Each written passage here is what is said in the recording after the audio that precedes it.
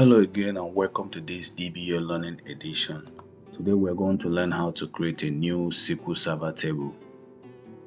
There are two ways that we can create this. We can use the T-SQL syntax to create it, and we can also use the Object Explorer to create this. So I'm going to create two different tables just to show you the different ways that you can do this. I'm going to create the employee table, and I'm also going to create the department table.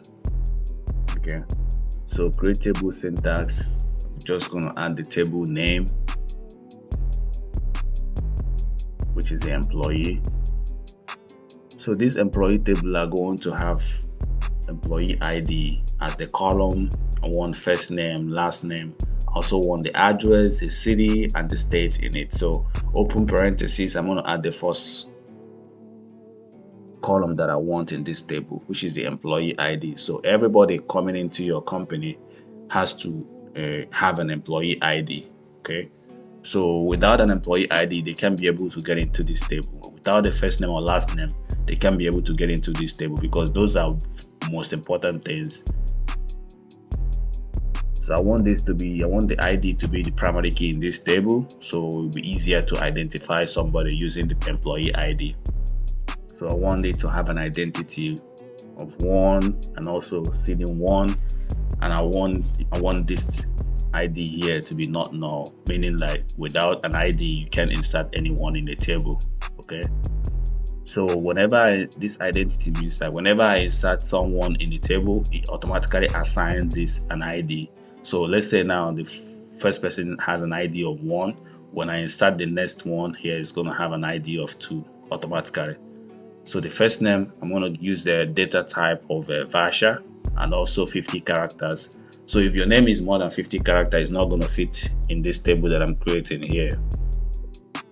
I don't think anybody's name is more than 50 characters, but this is just for training purposes. So the company is going to give you whatever specification they want you to have. So I want this to be not nullable also, because I don't want anybody to come into this table without a first name or last name. So last name is going to have the same specification, 50 characters and not null. So the next thing is going to be the address. Okay, the address, I don't care if they have an address, I can still insert them into my table without an address, and then later when they give me their address, I can just update it in this table. So I'm going to give it a variable character of 100. That's a lot, but again, this is for training purpose. Okay, this is going to be nullable because I want to be able to insert an employee in my table without an address. So the city, I'm going to give it 50 characters, and I also want it to be nullable as well. And I want to put a state separate, just to make this table look very clean. The states, also going to give state 50 characters, and I also want it to be nullable. So now that I'm done adding all my columns, I'm going to close my parentheses here. So this red is going to disappear. So the parenthesis is closed. So my table is ready now to execute. But before you execute anything, you have to make sure that you're running this in the right database, because if you do that, it's going to automatically run it in master database. See that here? So you can either change it from there or you can add it inside the query. I always like adding this inside the query. This is also how every developer does it, because you don't want to mistakenly run something in a database that is not what you mean, especially when you have 1,000 database or 100 databases in a SQL instance. You want to make sure that you're running it in the right one. So I use this syntax here: use database and then go. Okay, so this is like when I run this anywhere, even if it's using a master database, it's going to automatically assign it. You can also change this from the left like I just showed you. Now commands completed successfully. So you see the way it took that MestroDB database. Okay, so when you refresh this, now you're going to see this table that we just created.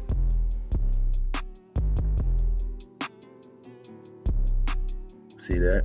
DBO.employee. See how easy it is to just create this. So when you check, you're going to see all the columns here. See the employee ID is the primary key. It's going to show you all the specification as well.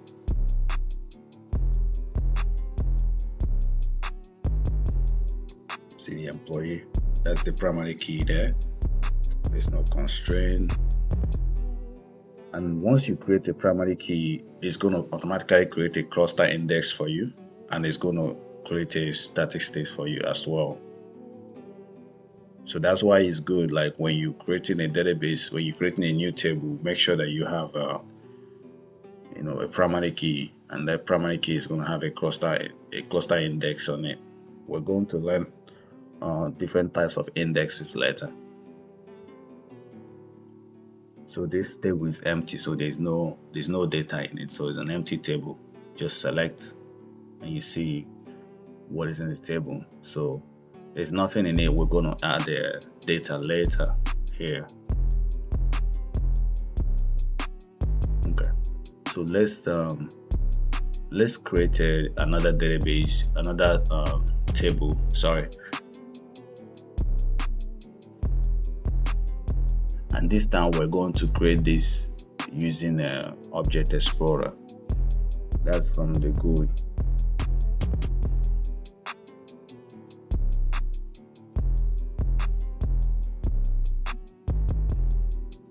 Object Explorer.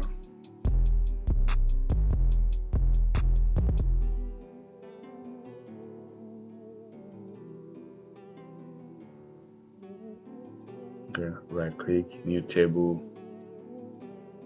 Okay, so here you see the column name, and you see the data type, and you see the allow nulls here, check mark. Okay, so this is where you add all your column, like all your column names. I'm gonna have a department ID. I'm gonna have the department name. Okay, the first column in this table is going to be department ID, and I want the data type to be integer. I always like my IDs to be integer. So allow nulls, no, I don't want it to allow nulls, because I want every department to have an ID so they can be easily identified. So I'm also going to use this as my primary key, and I'm going to give it an identity specification of 1, like I did in employee table. Okay, incremental 1, seed 1.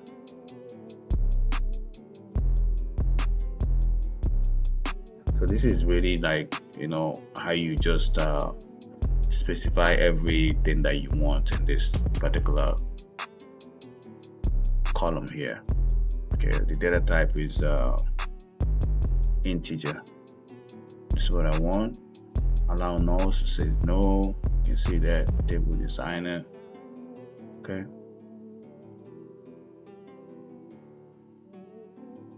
Okay.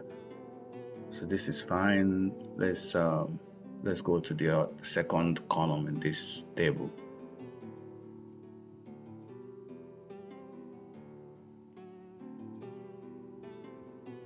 Department name, I'm going to just write a department name. So I want the data type to be Vasha, and I want the character to be 50 as well. Vasha 50. See that? That's the data type. Okay. I don't want to allow nulls in this. I want everybody to have a department name while going into this table. So this is just a way you can be able to make sure that everybody coming into this table has a name, and also they have an ID. Because if you wanna create a department, you need a name of a department, and you also need an ID to identify every department. So that's why I don't want to allow nulls in this table. So let's add another column here.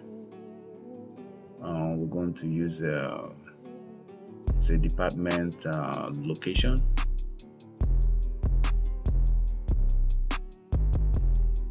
Yeah, let's use that. Okay. Department location.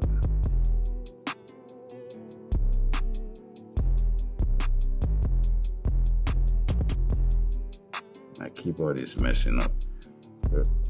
Okay. I'm gonna also use a character of 50.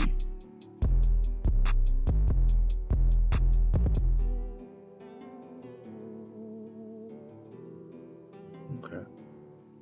This is fine. Okay, the next one, I'm gonna add another column here. Okay. I'm going to use a department head. Okay, who's the head of this department? I'm going to use a variable character of 50 as well. Notice this ones, I say the check mark on the allow nulls. Okay, the department location, I just took those off because I want everybody to have, I want every department to have a location, and I also want them to have a department head. So I'm not going to allow nulls to those. So all the columns here, I want them to have something in it. So just right click here, save, put the department name, that's the table name. Okay, and once you click OK, it's going to create you a new table. I purposely didn't assign a primary key to this. I'm going to come back here and then modify that column, and I will give it a primary key on the ID. Okay, see, this is our new table. So now we have two different tables. We have the department table and we have the employee table. Okay, so let's open this up. ID, if you refresh this, you're not going to see this primary key. Okay, so the column on the employee, see that employee ID is the primary key. So I'm going to make the department ID primary key. Just modify this. Just right click on that particular column there. See on the left there, set primary key, and that should be good. So just save it, and then this department ID will be the primary key of this particular table, and it's going to automatically create a cluster index like before, and it's going to create a statistics as well with the same name. So the department ID now has the primary key, and then when you look at the keys here, PK department means primary key, and then when you check the statistics, it has the statistics, and it also has an index, cluster index on it. So this is just really simple way of creating a table using the Object Explorer.